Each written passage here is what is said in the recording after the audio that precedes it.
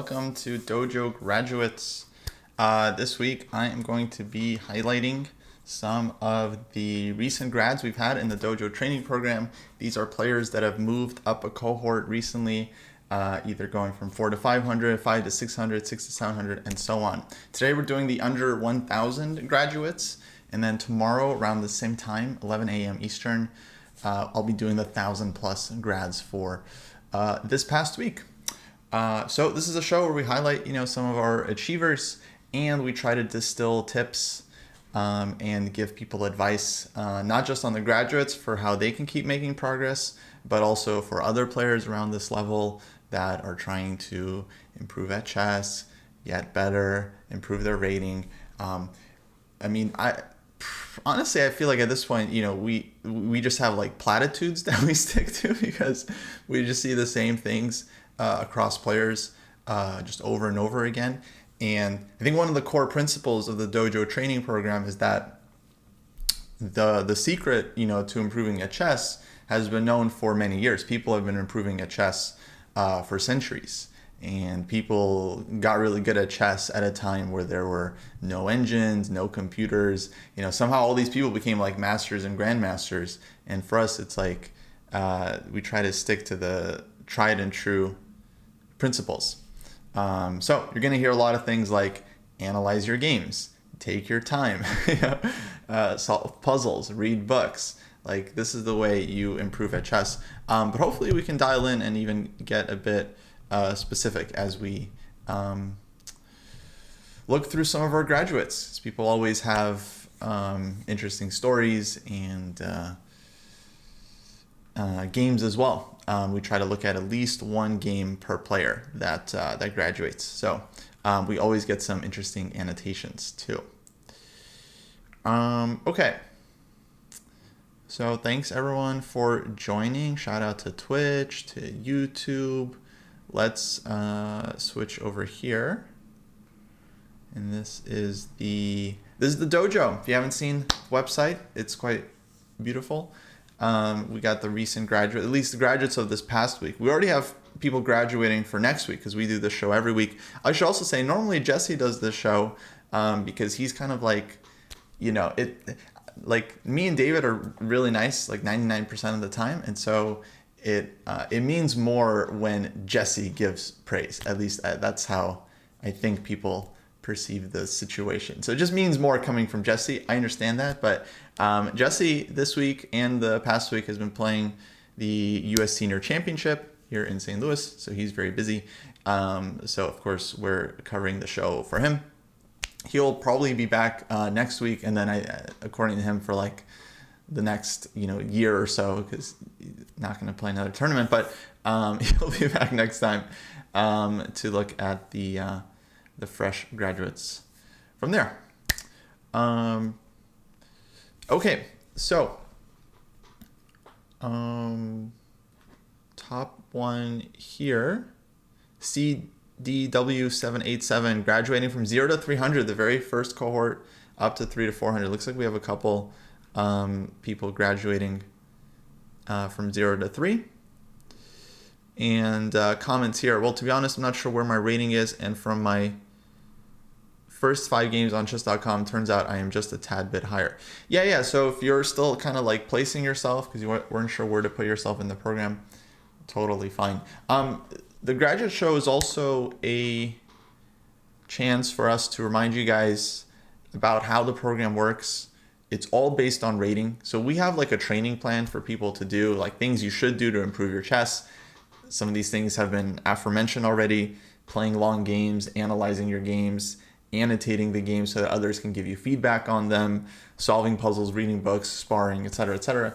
So that's the training plan to help you improve, but ultimately the main judge is your rating, right? So graduation is strictly based on rating, and people are always wondering like, oh, do I need to finish the program first or like finish this thing first? It's like none of that actually matters. It's just like all about your rating.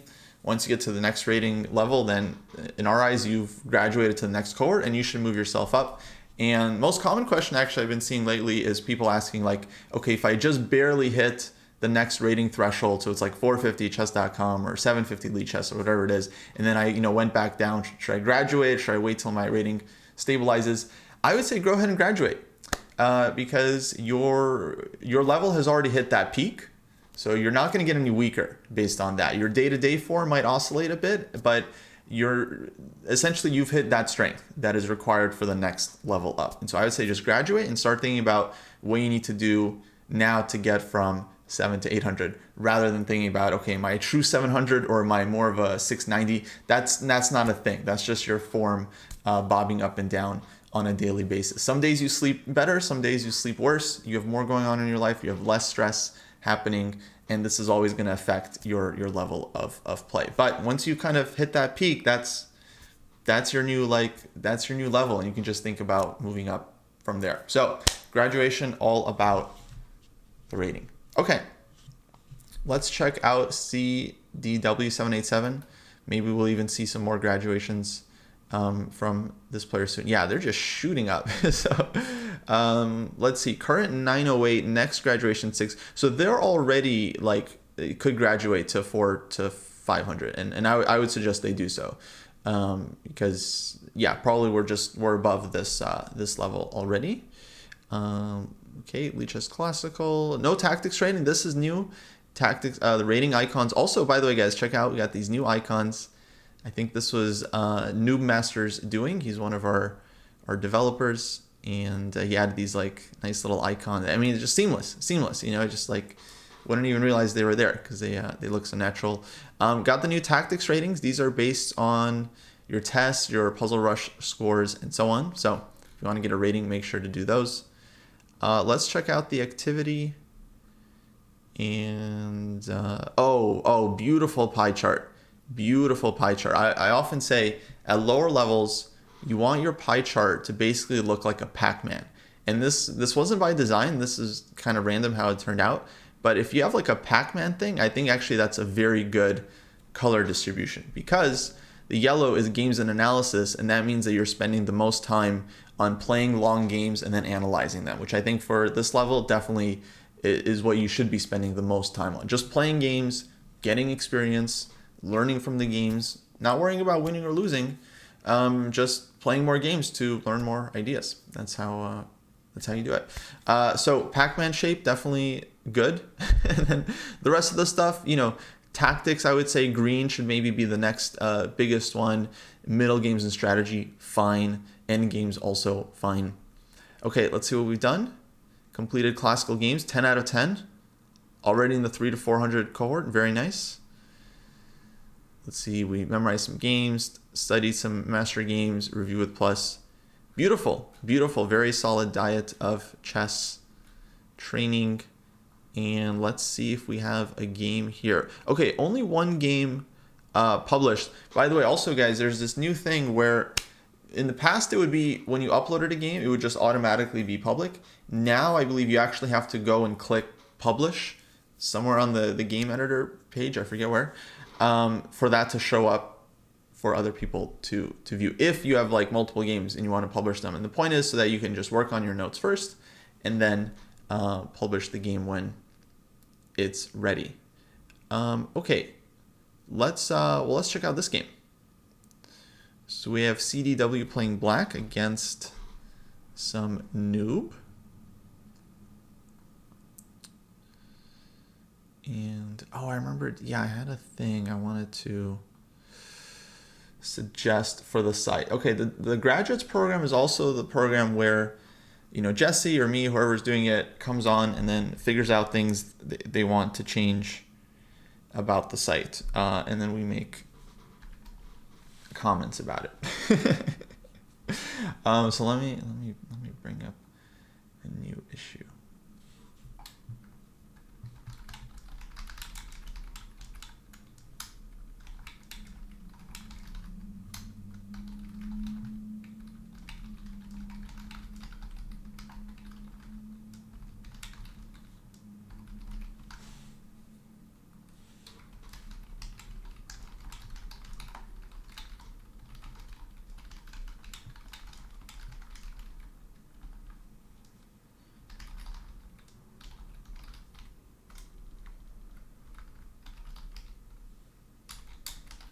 Yeah, it'd be great to get the annotator's POV when opening up a game. Not always clear who the annotator was. Okay.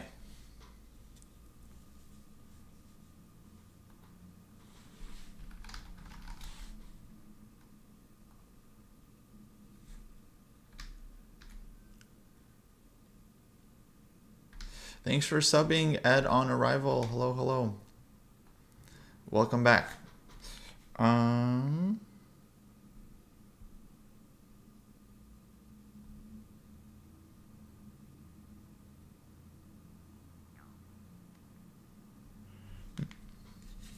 right, let's take a look. This is officially my second chess game and the first win. Nice. My overall comment for my own game is a very bad opening, some blunders by myself. Managed to secure the win due to the opponent's blunder. As it happens. Oh, I think this is a blunder game. Okay, cool. 15-minute game. All right. Get some longer games too. Annotate some longer games as well, CDW. 30 minutes. So you have more time to think about it. Because 15 minutes, not a lot of time to make. And I could just think for myself. If I was playing a game I wasn't too familiar with, like Go or something. Like I know the rules, but strategy, I mean, I would need a lot more than 15 minutes to try and figure out what to do. A lot more, right? So give yourself more time. Okay, e4, c5, good, all good. Bishop c4, d6, also fine. A typical idea when you're facing bishop c4 in the Sicilian is you can play e6 as well to blunt the bishop, and then you don't have to worry about like tactics on f7. And in general, this is a good strategic approach because then white's bishop starts to feel less useful. Oh, we got CDW in the chat. Awesome. Awesome, awesome. So d6, knight f3, knight f6, knight g5. And yeah, this caught me off guard, but I quickly brushed it off without thinking further why white would make this move. Yeah. And it looks like bishop g4 and f3. So we got a little lucky. The opponent didn't snap on f7 there right away. But yeah, knight g5. We want to look at what the opponent is trying to do, especially like they're kind of breaking an opening rule, right? They're moving the knight a second time. Also, we got to think about the aggression level, right? They're crossing the middle of the board. You know, this is the 5th rank. Like this is our side, and they're coming into our space. So we kind of have to ask, like, what are you doing here? like what can we help you with? So instead of bishop g4, let's see, e6 I think would be the most straightforward way to defend this one. We could think about d5 as well, but I don't like it because we already pushed the d pawn. I think e6 here, yeah, would be the move. Again, blunting the bishop. And then actually this knight on g5 is not that useful. One day we can kick it with h6. Not necessarily right away. We don't really have to. We can just develop our pieces first. And this knight is just going to be kind of floating in dead space anyways. Okay, so here, f3. And now we have bishop h5. Lucky break, we defend this one. So of course white should have taken with tempo, with a check, and then could deal with the attack on the queen, and white would be just fine. Well, more than fine, doing great. Black would be in trouble. Also, where is this bishop going? Yeah, this bishop got to go back here, and then white could get like bishop e6 check, and yeah, bad news bears for black. Okay. But this is another reason why playing longer games is good, because then you have more time to think about your moves. Here I noticed we have 1440 when knight g5 is on the board, and then bishop g4 got 1439. So with the 10-second increment, basically means we spend 10 seconds on this move. Not a lot of time. We want to be spending more time, especially if we're unfamiliar with the situation, because your brain needs time to figure out what's going on, what's hanging, what's under attack, and so on. All right, so we got that one covered. Knight c6, queen a4, queen d7, and takes. Ooh, blunder, right? Because we got that one covered. That's why we put the bishop on h5. right? No, king d8. Oh no. Okay, I gotta look at the time usage. So yeah, 15 seconds on king d8. Well, if we don't see bishop takes f7, then basically this is the only other legal move, but already suggests what to work on, right? Just noticing the available captures, seeing what's hanging, what's defended, what's under attack, and so on. Definitely a big thing to work on at this level. All right, let's see what happened here. 4. And yeah, unfortunate blunder. By the way, very good annotations. Like, for real. Yeah. Because most players, they just kind of write like a couple words and they're done. But you have like actual notes here and actual improvements on the game. That's what you're trying to do. So, good job.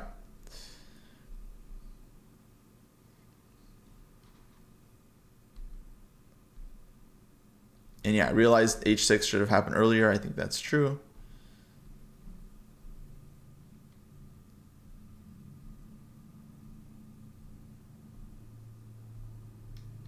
And then I am very curious how we ended up winning these. I love seeing the swindles. Okay, yeah, now we're in business. Now we got bishop g6. We take this one. We take this one. We take this one. Bishop f6. We got that one. Okay, white gets a pawn as well. Ooh, and the horse. Unfortunate. So yeah, what we see at this level a lot is just tons and tons of hanging material. And that's just going to be a huge part of winning games, is taking stuff, not letting the opponent take your stuff. Just being as accurate as you can. Rook h8. Oh no, well, I think that's actually a very decent move. But hopefully we found the rook. Nice. Now we're pawn up in an endgame. Life is good. Life is good. And we got 2 connected passers. White only has 1 passed pawn. And endgame play looks great. White trades rooks. That seems wrong. b2. And we won this one. Okay, well, nice endgame. Clearly we have stuff to work on just in terms of identifying captures, unprotected pieces, really just like not even going into tactics, just like what's hanging, what's under attack, what's defended, just spending more time during the game trying to consciously think about what the opponent is trying to do, what are they going after, what's attacked, what's defended, what's protected, what are my pieces covering, what are their pieces covering. Huge part of the game. Big thing to work on. Okay, keep up the good work. Next up, we got Faugre or Faugre. Actually, I'm not sure how to say this one. All right. Nice graduation note. I think that I'm moving at a slower pace than most, but I'm happy with the progress that I know I've made. Might be easy to have a defeatist attitude. I think you've missed the boat, but you love the game and learning. Also know that I need to spend more time getting better at what's been covered so far. I want to move forward again until I think I've done that sufficiently. Blunder games are a great way for me to work on having the discipline through pre-move checklist. Even when I'm confident when I have the game won. Yeah, always important to be like super focused during the game. Doesn't matter how winning it is, like you gotta lock in. Making myself find the time to do Puzzle Rush at least once a day, more often whenever I can. Prior to joining the dojo, I've never done any puzzles, only done a few lessons. Doing most tasks multiple times because repetition really helps short-term memory deficit. Yeah, absolutely fine. Not simply doing the polar mates again. Okay, also fine. But taking the time to understand how the positions must have been arrived at in the first place. I used to think that engine analysis was the gospel, and now trying not to look at it. Yes, please. Thank you. Especially like the chess.com engine, the Lee Chess engine. Very weak. Very weak. I'm beginning to, and they don't tell the truth. You know, actually, I was just thinking about this the other day. Fowler, thank you. Foul, got it. Yeah, just thinking about this recently. You know, like the engine can tell you if a position is a draw or if a position is equal right now. But what a human can often tell you is they can tell you that the position is equal right now, but they can also tell you like whose position is easier to play, And like whether in like 3 moves, someone's gonna have to find like an only defense. Like in attacking positions, it's often the case where like currently the player could defend if they play like an engine, but the human recognizes like, okay, in 3 moves they're gonna have to find some like very difficult defense that's not gonna be easy. And so a human can kind of like smell the potential of an attack, whereas an engine can't really tell. It just tells you, okay, with best play it's equal. Can't really tell you if it's a dangerous position for one player, so on. Anyways, so human analysis and experience for the win. I'm beginning to appreciate the difference between the way that engines can play and the way that mere mortals can. Yeah, also engines, they find just insane moves. And yeah, we can't imagine, you hire a race car to teach you how to run. And the race car is like, oh, just do what I do. Like, okay, great. Yeah, that was really fast. I mean, that's faster than any human can run. So yeah, I mean, it's like, it's hard to learn from it. It's hard to incorporate that in your own practice, because that's not how we run. It's not how we think, and so on. With such a glut of conflicting chess information on the internet, I bless the day that I discovered the dojo and its structured, understandable way of teaching that I feel very comfortable with. Not going anywhere unless you turn it.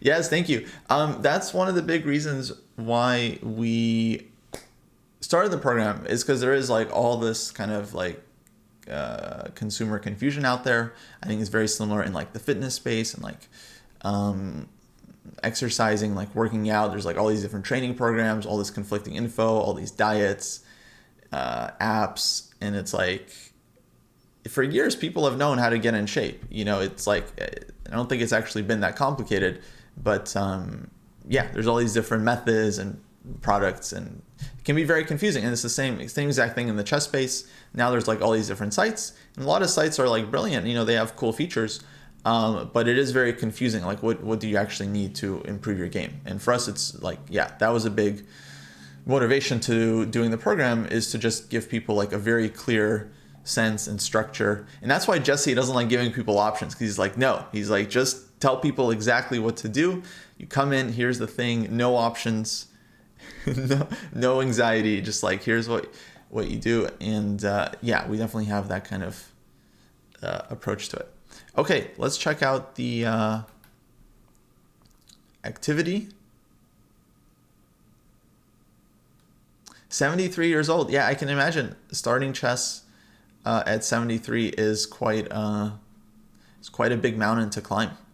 I mean, I don't have a lot of experience working with people of this age, but I would imagine like take your time, try to have patience, try to play longer games. So again, you have more time. And if you're able to kind of develop the ability to just think about a position for more than a few seconds, basically to just kind of like be able to play classical chess where you're thinking about a position for a couple minutes at a time, I feel like you actually could make a lot of progress just based on the fact that most people at the lower levels are going to be blitzing their moves. They're just going to be trying to play very fast, mainly because they're not sure what to think about. They don't really see options in the position. They just kind of want to, especially if they're playing online a lot, they just want to move. So if you can develop like the patience to actually just like take your time, then I think you'll be kind of like eventually outpacing some of the players that are rushing, because they'll be giving you your pieces. And yeah, if you have a bunch of extra pieces, it's much easier to win a chess game. Okay, wait, I'm reading. I have anxiety problem means I make lots of blunders playing fast. Yeah, absolutely no need to play quickly. You can always find like longer time control games and people willing to play. So I would definitely suggest that. Let's see the activity. Huge Pac-Man. Love to see it.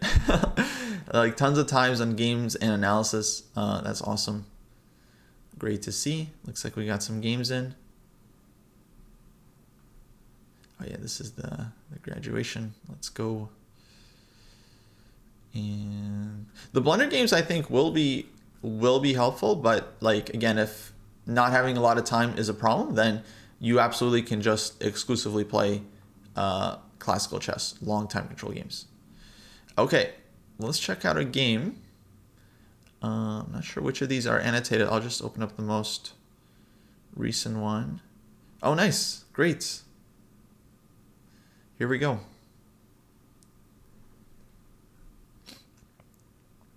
Second game with Dojo Training Partner. 3-day classical format to allow for deep thinking. Beautiful. Initially annotated to simply reflect what my thoughts were during the game. Subsequent analysis without use of an engine. Good. Perfect. Yeah, you just don't need the engine. And what's more important is for you to look at the game and reflect on it. And if there are mistakes that you can find, then that's great. Like that's exactly what, because that means like you're seeing the game with a new perspective. You're now identifying moves that could be improvements, that could be better. It's exactly what we want to be doing when we're looking through our own games. Okay, e4, e5, knight f3, knight c6, bishop e5. Absolutely, we're developing. Knight f6, castles, bishop c5. Take this one, take c3.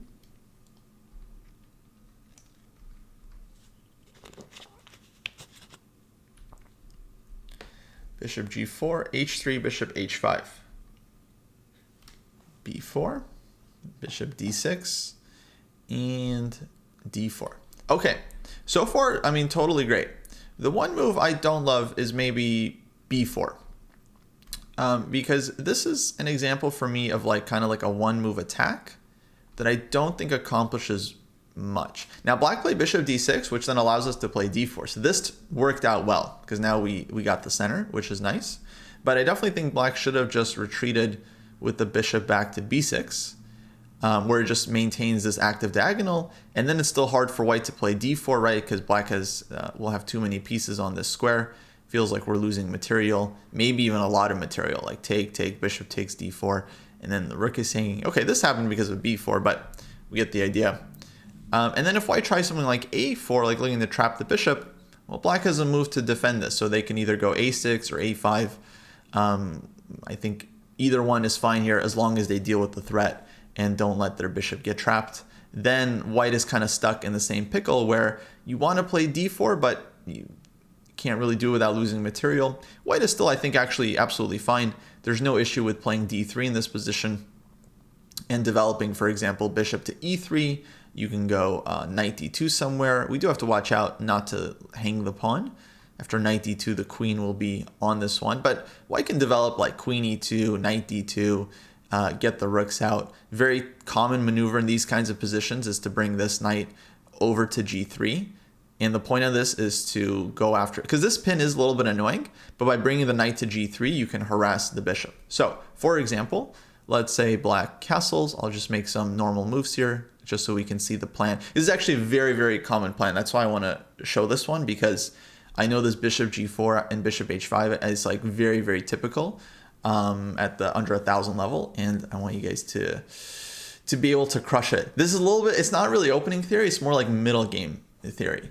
And this plan has been known for many years. Capablanca, the world champion, he won some nice games with this maneuver. Okay, let's just make some normal moves for black so we can see how the plan might develop for white. I'll put the rook on d1 to defend this guy ahead of time. Let's say rook d8 and knight f1.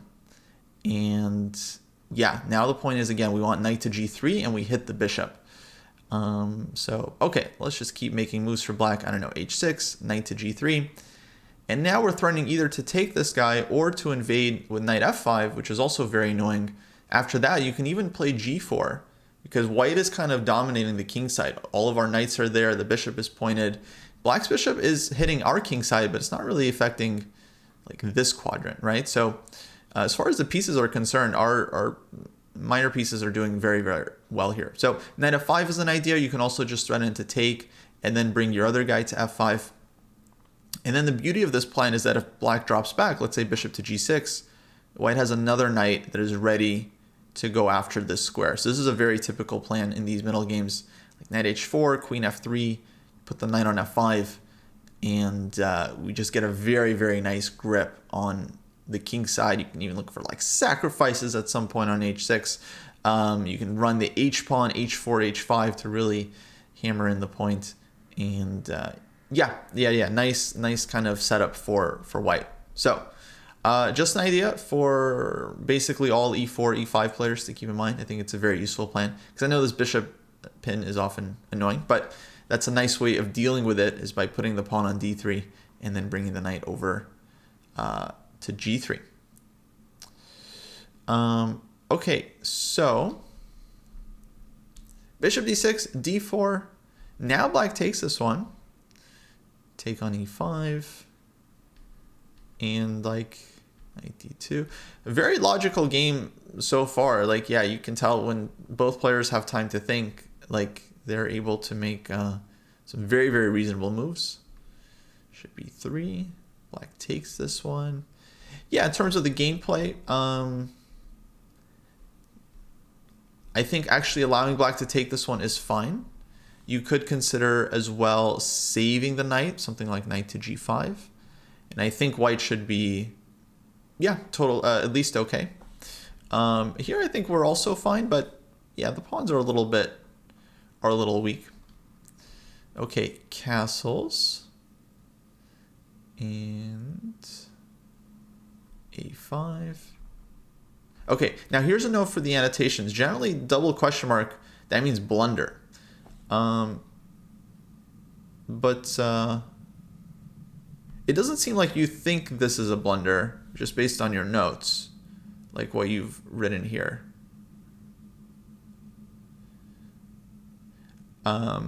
So yeah, generally we put this mark if like a move is a mistake. So if black plays like bishop g5, that would be like a double question mark, because then you can take this one and that would be a free bishop. So that's the kind of the use of these annotations, is to like identify which moves are strong, which moves are mistakes. Because yeah, I think castles seems like, yeah, normal move based on what you wrote here. Okay, let's keep going. a5, f6, f4, take, rook a7, d6. Okay, I see this happen sometimes. We forgot to recapture. So opponent takes on e5. They took one of our guys. We got to take one of their guys. Because we threw this in, which is fine, because this pawn is very, very threatening. If black takes here, then we can keep taking stuff and we hit the rook. And then next move we'll take this guy. So this would be fine for white. So throwing that one in is fine. But then we forgot to recapture this dude. And so now black could have played here as well, hitting the bishop and taking another pawn. And if we do this with the counterattack, they could trade bishops, but I think even stronger would be like to save the bishop, hit white's rook, and then this one is still attacked. And so here with white having two pieces under attack, there wouldn't be a way to save both of them. I think best you could do is take this one to at least get some material for your rook, but of course black would be happy here with the rook against the bishop. So yeah, basically take back, and then I think we're doing fine. So yeah, black ended up getting some extra pawns here. And let's see how their endgame conversion was. Ooh, f3. So yeah, that would be an example of a double question mark. I see your note here. Exactly. Opponent spots it, and they got the rook. I'm assuming from here your opponent did nothing wrong. Yeah. Okay, very nice. Honestly, I think fantastic game. Just like in terms of the level, I know we lost. That wasn't what we wanted, but still, like the level of play made a lot of sense. The notes were good. Exactly what you want to be doing, like to make progress. Just like playing long time control games, and then patiently going through them, annotating them, trying to understand, did you follow opening principles? Did you develop your pieces? Did you blunder anything? Did your opponent blunder anything? And what you can learn from each game. So yeah, nice work. Okay, let's keep going. Next up, we got Muno 13. Going from 3 to 4 to 4 to 500. Let's go. Dojo is a wonderful community. I'm glad that I'm a small part of it. I've had the pleasure of playing a number of games with my cohorts. Let's nice and pluses and equals. Give thoughts on annotated games, also good. And interesting and thought-provoking discussions on Discord. Even met another dojo or IRL. Wow. Big thanks to many folks, including Nose, Penro, Helicon, Otterly, and B. Berkshire. Looking forward to continuing the journey. Okay, great. Glad to see it. Looks like someone's very much taking advantage of the community. And yeah, I mean, who wouldn't want to be friends with such a nice little puppo? All right, current 654, about 100 points away from the next graduation. Tactics rating 545. Nice. So this 545, this relates to the cohort level. So even though it's like lower than the chess.com, that's actually not. We need to maybe we should make this clear, because it looks like it's worse than the chess.com rating, but it's actually better because this is translated to our cohort system, like 4 to 500, 5 to 600. So this is saying that this player has a tactics rating of someone in the 5 to 600 cohort. So that's why it's green. But we need to make that clear, because it looks like it's worse than chess. It's actually better.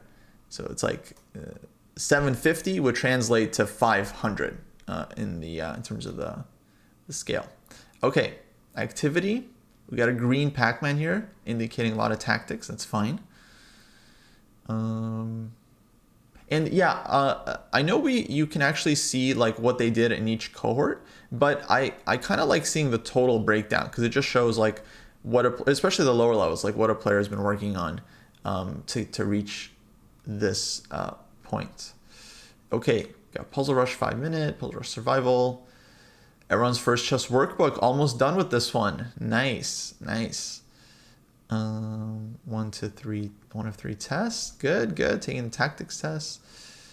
Annotating some games. Beautiful. All right, let's check out a game.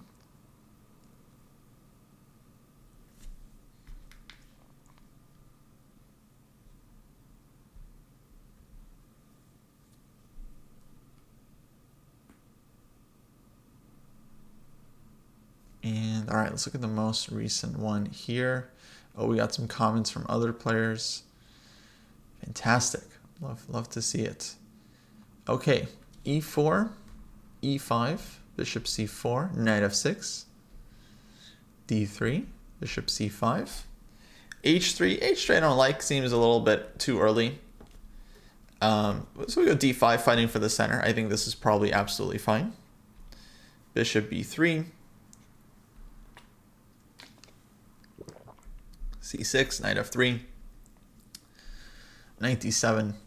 Knight d7 is okay. I know we block the bishop, but that's just early. Eventually the knight can come out to f6 and the bishop will be able to develop as well. And since we put the pawn on c6, which we didn't really have to, maybe we should talk about this move actually. This move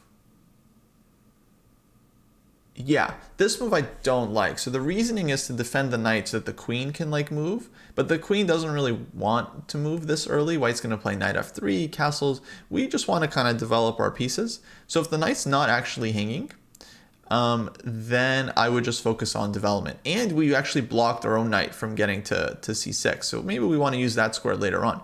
So probably castles for me would be the move here. Let's say like knight f3, knight c6, castles. And then you can think about rook e8 here. Bishop e6 might run into like knight g5. You could think about h6 here, I think is fine because we're both developed. You can think about this move, like just dropping your bishop back so it's not kind of hanging in the position. So all this I think would be all right. Knight a5 would hang this pawn. Probably rook e8, I think maybe most logical move, kind of defending that one. So c6, I think we don't really need this early. That said, it's definitely not a terrible move. I think black is still fine. So queen e7. Oh, takes on e5. Okay. Some tactic. And yeah, now you would expect d4, as you pointed out in your notes. So very nice job finding like, yeah, I think this would have been the critical move. But queen h5 doesn't feel like it. And I mean, for one, I think you could defend the knight with something, and you would be okay. I guess, okay, once you defend the knight, white has a second chance to like find d4. So love the solution. Absolutely love the solution. Knight f3. You put this as an interesting move. Interesting means like it's not necessarily a good move, but it's interesting. Knight f3 check is definitely a good. So this deserves 1 exclam because it's definitely the best move in the position and you're winning material. Also, I'm just noticing, yeah, I'm just noticing the time, guys. So this was a G30 game. And up until this point, you know, both players have played pretty quickly, but they've also kind of made normal moves, just developing, you know, nothing special. Here, white goes knight takes e5. I can see on the clock they spent 8 seconds on this one. And it's like, yeah, if you're Hikaru Nakamura, you can calculate this in less than 8 seconds, right? And takes, you'd probably go d4, and you'd evaluate that it's like nice for white or whatever. But yeah, if you're not like a top grandmaster, you're probably not figuring this out in 8 seconds. Then knight takes e5 is like a good move. So this is a clear example of a player just blitzing, just absolutely blitzing in a classical game. And we want to punish these players. We want to take their rating points because they're being generous. They're giving them to you. And it's rude to not accept someone's gift. So take their points. You know, if they're going to give you their pieces, take them. And here we spend some time before recapturing, but I think that's fine. Like, what else are you going to do? Queen h5. And now black spends about a minute on this move and finds the winning tactic. And just like that, I mean, looks like game is over.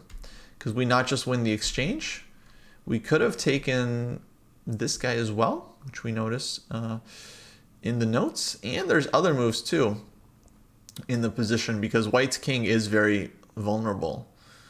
So let's see, queen e5 check. Okay, we spent about a minute on this one. I would say this one, you could spend more time. Like you've got 26 minutes. You've won some material. Like you're up a rook. Because remember, white sacrificed a piece. We gave that piece back to win the rook. So we're up the rook now. We can now win an extra bishop. So you can afford to take, 2 minutes here to really try and figure out the most decisive way. And for me, this one looks perfectly fine. You not only take this guy, you can continue munching. Yeah, exactly. Queen b2, like rook on a1. White's not doing anything to your king. Your king is very, very safe here. White doesn't have any attackers to support the queen. So your king side is very, very safe. So it's not the most aesthetic way to win a game, just like taking all your opponent's pieces, but it's certainly completely reasonable here. Okay, but the move that would have really been a knockout is bishop takes f2.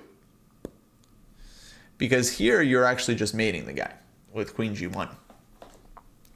And that's kind of game. It's like game over. Like even if white tries to escape, the king is not going very far because the bishop is covering that square. So that's a checkmate. And yeah, this I think would have been the play because this is stronger than taking their pieces. Here it's just, yeah, game over. So nice little opportunity there. We gave this check, g3, bishop e6. We're still a rook up, but yeah, could have gotten more, but that's okay. Take on c3. Trades are absolutely in black's favor here. Absolutely, if we're up a rook. Okay, queen g4. We do need to watch out for some mates, but it also hangs the mate in two. Welcome to the dojo. Okay, great game. I mean, the only one tiny note here is like this move, queen e5 check, I think wasn't the best way to exploit our advantage. I think once we're winning, we should just keep hammering down. Queen c1, bishop takes f2. Queen f2 also absolutely fine. We're up the rook, so trading queens is going to be in black's favor. But otherwise, nice game, and keep up the good work. Just playing classical games. Take your time. Let your opponents make mistakes. Take their pieces. Review the games. Work on your chess. Learn new ideas. That's how you do it. Let's go to the next one. And I think this is a player we reviewed last time. I think they graduated a week ago. Now they got another graduation under their belt. Welcome back. Welcome back. Yeah, I just want to see here. We had Chocolate Bit. I forget where, but yeah, they had a graduation last time. I remember. I don't remember if they had a message or not. But okay, going from 5 to 6, 6 to 7. I think the best advice for my progress has been to slow down by playing longer time control and to analyze the game afterwards. We'll try to play even slower time control soon since I'm still playing blunder games and I've been prone to do miscalculations because of the clock. Yeah, definitely. I mean, not just you. Anyone that plays a fast time control is going to be way more likely to blunder. I mean, that's why we call them the blunder games. They're still good for you to kind of learn from and get your feet wet with like playing more and more games. But yeah, in general, the classical time control games are going to be the higher quality ones. And it looks like we got some recent games. Let's take a look. Tactical misses and blunders from both players. I think I did well, at least in building up the attack on the king side, both pieces and pawns. Yeah, let's see what happened here. So this is a 15-minute game. Not sure if there's increment or not. But takes, castles. Missed the free pawn on b7. Yeah, exactly. Since I was focused on the king side attack and development. Right, so here it's like kind of classic case of tunnel vision. It's not something I mentioned, I think, today so far, but very, very common mistake where it's like, yeah, we have our setup 92, c3, h4, and then we're just completely ignoring like stuff that's happening on the rest of the board. You folks want to try and develop full board awareness, yeah, where you're aware of everything that is hanging in the position. So absolutely, that was something to snag because you're hitting the rook. Black has only one move to not lose a bunch of more material here. 97, defending the rook. And then, okay, it's only one pawn. We do have to watch out for rook b8, rook b2. So I would probably bring this guy back. And yeah, I mean, it's not like we have a completely winning position. We actually had to spend some time to take this pawn. In fact, black, I think, even gets some reasonable compensation here with e5. But still be pawn up. I think white should be happy here. So 92, c6, g4, h4. Okay, going after the king side. e5, good reaction from black to strike back in the center. Bishop g3, queen b6, castles. I think castles is okay. It is very aggressive, but I mean, you're being consistent. If you have started pushing pawns on the king side and attacking, then castling queenside is very logical, right? Because you want to put your king somewhere where you haven't moved your pawns yet. You want to get your other rook into the game. So to me, castles looks like a very natural move. Maybe it's very risky. For example, yeah, you put this note that black could have played e4. And this is a very thematic sacrifice in the King's Indian. Oh, now I'm really okay. Now I realize it's just like it's a big problem. Okay, I see why you didn't like castles. Okay, yeah, if not for e4, then I think it's a perfectly acceptable move. But because of e4, it is a problem. I understand now, right? Because when white is taking, black is taking here. We got to take this guy back, and then black gets to take on b2. And it's not like we're immediately getting mated, but okay, now the king is extremely unsafe, and we don't really want to play this kind of position. And then black would have lots of good moves. Basically, black's pieces here are going to flood into our king a lot faster than we're going to be able to do anything with h5. Yeah, okay. So nice job spotting this one, e4.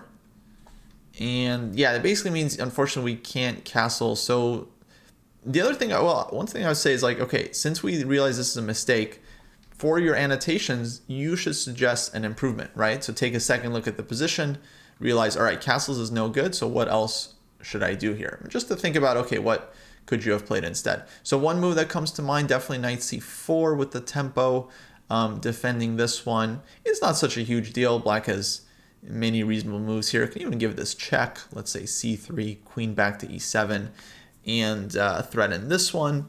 In general, I think black is doing fine. I feel like they have good counterplay in the center. We might even have to play like e4 ourselves to kind of stop this one.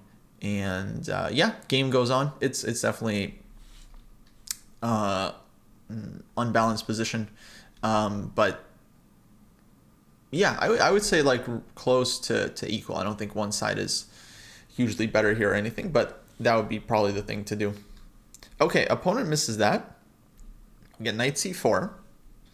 Takes, queen c5. King b1, good move. Takes, ooh. Takes d4. Okay, opponent kind of blunders back. So takes. So right now we don't have d4 because of knight takes f3. So black would be up the piece. And then after takes, yeah, of course, opponents should have taken queen takes e5, where they keep their extra bishop. Bishop takes e5, d4.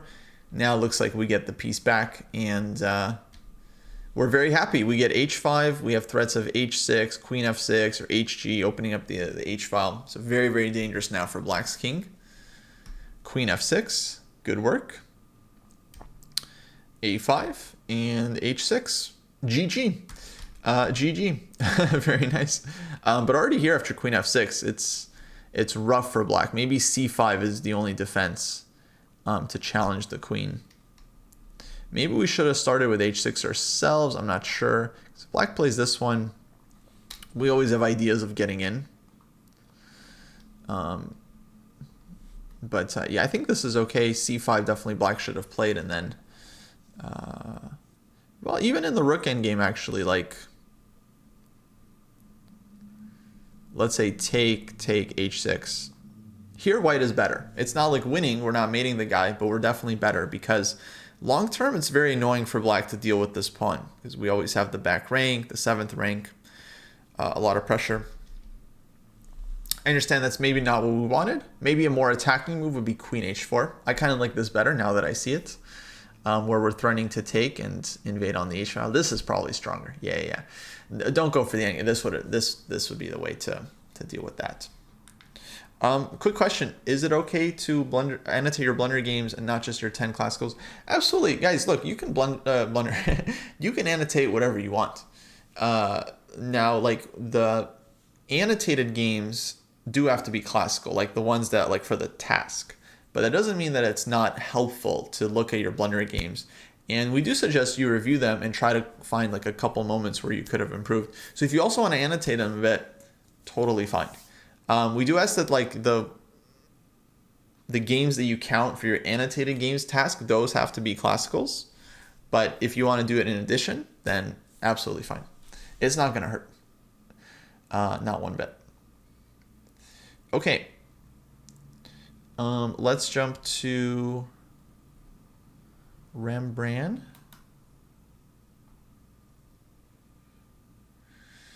Going from 5 to 6 to 6 to 700. Nice work. Giving me a structured program to follow and what can help me improve, including the annotation and longer game control. Absolutely. Absolutely.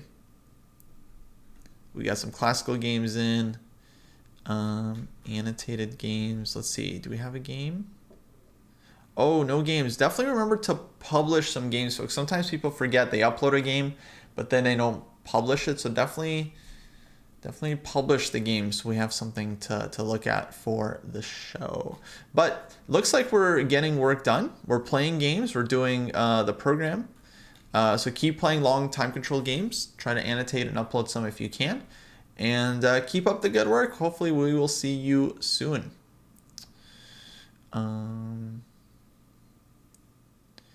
Okay, we got XBD going from 5 to 6 to 6 to 700. Nice. Let's see. We got a game here. Awesome. All right, XBD, postmortem, annotated games, classical games. Nice. Looks like we're just getting started. Everyone's first chess workbook. Let's go.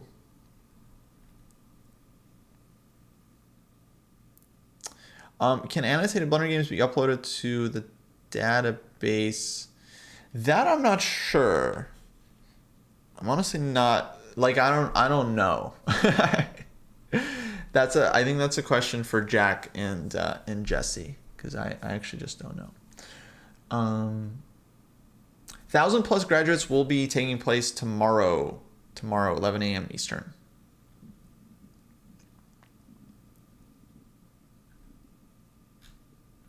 Okay, yeah. All right, let's check out this game. Looks like this was G30. D4, fighting for the center. Absolutely. Takes. Bishop takes D4. I definitely don't like this move from black because it gives up a very strong bishop, and now white's queen, although it gets into the game early, it is pretty strong once some pieces get traded off because now it has more targets. So black goes F6, bishop C4, knight C6. Okay, they get a tempo, but queen D5 and knight G7. And blundered mate that I literally saw the move before. The reason I put my queen on D5. I know. And then we give queen H5 check. I have no idea how this happened. Well, let's see. On knight G7, we had 27 minutes and 22 seconds. So a lot of time. And then when we play queen H5 check, we had 27 minutes and 14 seconds. So I'll tell you what happened. You didn't spend enough time, okay? Just like even just a cursory glance, your queen is under attack. I'm just asking you to just look at one more option than what we end up playing, right? If you don't know what to think about, just look at least 2 moves per turn, okay? It's like a simple guide. Just look at least 2 options. Your first instinct and then a second. And if you want to go for a third even better, but at least like 2 options. And spend more time, and of course we will remember because this queen d5, I think it's a good move. Of course, black should have defended against the mate with like queen e7, and then from here, knight c3, bishop f4, develop our pieces. I still wouldn't even like this check because black just goes g6, and we have to move our queen again. We're kind of losing time. But yeah, up until now, definitely we did everything right. Okay, check, queen e2, knight d4. Black is playing for tricks. c5, bishop h6, great move. Developing the bishop. Queen b6, we go b3. I think it's fine. This definitely feels like a position where maybe you don't even have to worry about the b pawn, but I think defending is good. Okay, check, we get c3. So yeah, black gets a little too feisty here.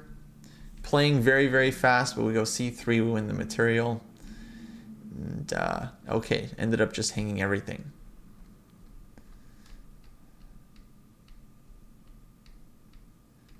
And now we just gotta get our guys in. Okay, we're going after this pawn. Look, this I don't like. Check, takes here. Why do we need this pawn? Why do we need this pawn, huh? We don't really need this pawn. What we need to do, okay, we need to not hang the queen, yeah? But what we really need to do is just like get our rooks into the game. Let's say we give like rook e1. You could even do this one, honestly. Like, I don't really care about knight c2. What we need is to get our pieces into the game, open up the king, and yeah, then we'll be able to win the game. Because when your pieces come in, that's when you're able to play for checkmate. Right? So taking this pawn is like not bad, but it's just like it kind of delays the win, because in order to win, you still need to get your pieces in and checkmate. Now, okay, opponent ends up blundering this bishop. That's fine. Rook b1, good, getting the last piece into the game. Takes. We take this one. And yeah, now we just got to bring a piece over to help our queen. a4. Missed a nice fork here. That's not the problem with a4. The problem with a4 is that you already have enough material to deliver checkmate, right? So you just need to get your pieces closer to this king and then set up a mate, look for mates. Let's say, I don't know, knight d4, the dude's gonna attack your queen. You give g4 check, you give queen h6 mate. I'm not saying you gotta find the fastest way to mate, but remember how we win the chess game here, right? It's all about going after this king. And we don't need 2 queens to checkmate here, right? That just means we're not comfortable with using the pieces we already have. And I want you guys to improve and to be comfortable with your pieces, right? You're not going to be able to get 4 queens every game and mate your guy. In fact, you're just going to be more likely to stalemate at that point. So very, very important, like when we're winning, is to just try to win in like an economical fashion, because I think this is just good for your overall chess culture, learning how to make the most out of your pieces, right? And that's why you do the program mate. So you learn like all these different mating configurations with the queen knight pawn, so on and so forth. Just get the rook in. It's not that hard to set up a checkmate. You don't have to find the fanciest mate. You just got to bring your pieces here, restrict the opponent's escape squares from the king, and eventually set up some kind of simple face-to-face checkmate. Okay, so eventually we do find the mate here. No, we pick up that. All right, why do we need the knight? We need to mate. G4, there we go. We could have made it earlier too. It's like, it's just many ways here, right? We don't actually have to take the opponent's pieces in order to give checkmate. A lot of people think they have to complete everything in the training program before they can graduate. We mentioned this before. That's not true. You can graduate when you hit the rating threshold. Some folks think you got to take all of your opponent's pieces before you can checkmate them. Also not true. If you can just mate the king, that's going to end the game. Okay, good stuff. Keep up the good work. Good time usage as well. Great annotations. Keep spending more time than your opponents will, and you will definitely collect more pieces than they do. Okay. All right, we got a couple more here. Looks like we got 4 more, but we're running out of time. We got Jeff, Jags, Jared, and Neil GD. Let's see if these folks have games that we can look at. Okay, no games from Jared. Jared, you got to upload some games so we can give you some feedback, but congrats on graduating. Keep up the good work. Also, shout out to Cross, always like reminding people. Also hit the publish button. I mean, this is very helpful. This should really just be like a thing that pops up for people, but yeah. Thank you, Cross, for reminding folks. So Neil GD 72. Okay, we got 1 game from Neil. It's great.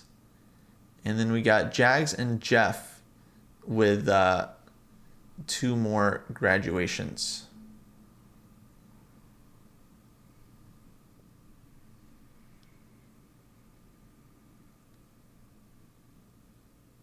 Okay, great.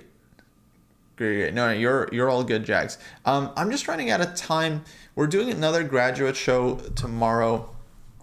If it's all right with you guys, I'd rather just get you in tomorrow before the start of the show, just because I want to give everyone like their fair chunk of time that I actually look at your games, and so I don't rush through it, and I can actually give you some real advice. And you guys both like wrote some nice thing here, so I want to give you the proper courtesy and review. Okay, so we're gonna wrap up the show for today.